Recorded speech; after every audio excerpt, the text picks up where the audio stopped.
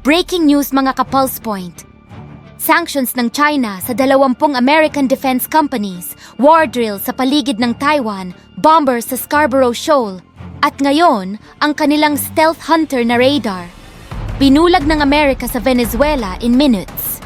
Ang tanong, kung ang supposedly advanced Chinese weapons ay ganito kadaling in-neutralize, paano nila balak i-invade ang Taiwan? Abangan. At mamaya, ipapaliwanag ko kung bakit ang FA-50 upgrade ng Pilipinas na tinatawag ng iba na kulang ay posibleng pinakamahalagang depensang desisyon natin sa dekadang ito. Oo, hindi ito F-35, pero hindi rin ito laruan. Unahin natin ang pinakamalaki, China versus America. Nang aprubahan ng Amerika ang bagong arms deal para sa Taiwan, sumagot ang Beijing hindi sa bala, kundi sa blacklist. 20 higanting US defense firms, kasama ang Boeing at Northrop Grumman, pinatawan ng sanctions. At dito na nagbago ang tono ng Washington. Pentagon, naka-high alert. Ayon mismo sa Pentagon, ang China is actively developing weapon systems na kayang tapusin ang Taiwan scenario by 2027. This isn't a fake news. Ito ay timeline na paulit-ulit ng binabanggit sa US defense assessments. Pero wait, ito ang part na madalas hindi naiintindihan ng publiko. Kahit gaano kalakas ang PLA sa papel, may problema sa loob. Tignan nyo to, may Justice Mission 2025 drill sila around Taiwan. Nakadeploy na ang bombers, may anti-ship missiles pa. Sounds terrifying, right? But wait, kahit si Gordon Chang, isang kilalang China hawk, aminado, hindi pa handa ang Beijing. May mga tinatanggal sa senior PLA leadership. May internal instability.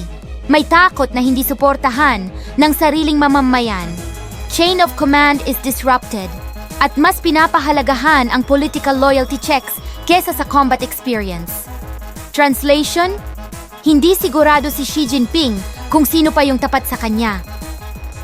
Paano ka mag-i-invade kung ang kalaban mo ay hindi lang nasa labas, kundi nasa loob din ng iyong sariling hanay?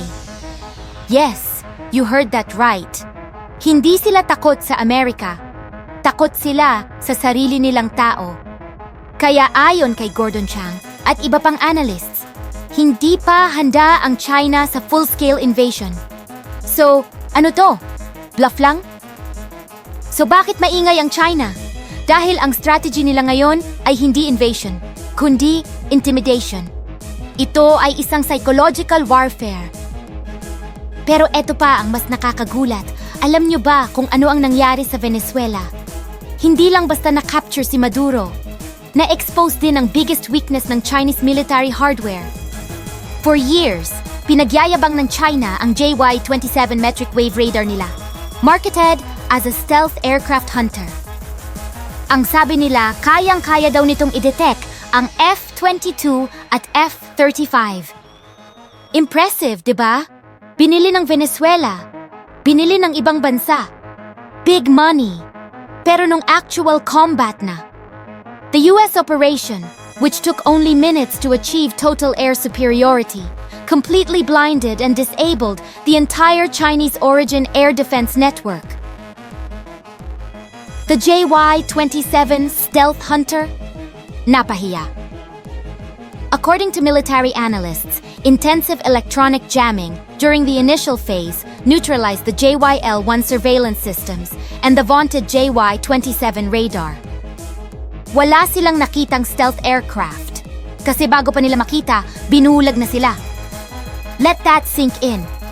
Ang supposedly advanced Chinese radar system, naging useless in real combat conditions. At hindi lang yon. Venezuela also had Russian S-300V and Buk M2 air defense systems, layered defense, sophisticated weapons, pero walang silbi. Why? Kasi nung na-neutralize na ang Chinese command and control framework, disconnected na lahat. Walang data links, walang coordination. At least, 2 Bok M2 systems was confirmed destroyed. Yung mga Black Hawks, Chinooks, at Ospreys, lahat nakalusot. Only one helicopter got hit, and even that one successfully returned to base. Translation: ang supposedly modern air defense network na binuo ng China at Russia, na steamroll ng America in minutes. Isipin nyo, yung hunter naging hunted? Plot twist to the max. Now, here's where it gets interesting. Analysts are saying na ang US action sa Venezuela, it's giving China cheap ammunition kasi for years, ang narrative ng Amerika, China is violating international law sa South China Sea, sa Taiwan. Pero, and this is crucial, hindi ito tungkol sa Venezuela. Hindi ito tungkol kay Trump. Ito ay tungkol sa kung kaya ba talaga ng China. At based sa current internal purges, hindi pa. Habang nagde-debate ang analysts kung kaya o hindi kaya ng China ang Taiwan, may ibang entablado na agad silang ginagalawan, ang West Philippine Sea. At dito napapasok ang Pilipinas. Last December, habang abala ang mundo sa holiday mode, nag-deploy ang China ng H-6K bombers sa Scarborough Shoal. Hindi ordinaryong eroplano yan. Ang H-6K ay long-range strike platform. Kayang umatake mula sa malayo, hindi kailangang pumasok sa air defense bubble. At ang dala nito? YJ-12 anti-ship missiles, supersonic, sea-skimming, designed para magpalubog ng barko bago pa makalapit. Kasama pa ang mga Su-35 escorts. So anong say natin dito? Here's the plot twist.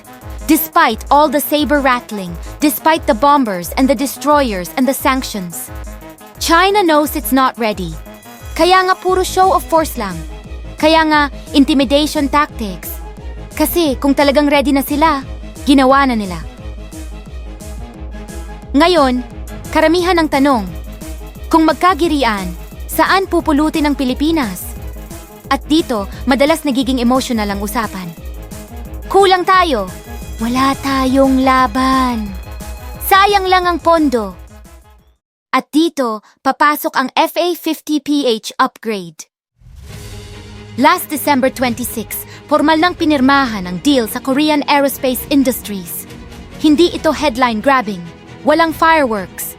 Ito ay capability leap. Una, upgraded radar. Ibig sabihin, mas malayo ang nakikita, mas mabilis ang target tracking, mas mahirap i-jam. Pangalawa, aerial refueling. Biglang mas mahaba ang oras sa himpapawid. Mas flexible ang response sa West Philippine Sea. Pangatlo, medium-range air-to-air missiles. Hindi na kailangan lumapit para lumaban. May standoff capability na. Pang-apat, precision-guided munitions. Hindi basta bomba, kundi target-specific strikes. Sa madaling salita, hindi na lang ito trainer na may pangil. Ito ay papalapit na sa totoong multi-role fighter. At eto ang insight na madalas hindi sinasabi. Ang FA-50PH ay hindi idinisenyo para talunin ang China.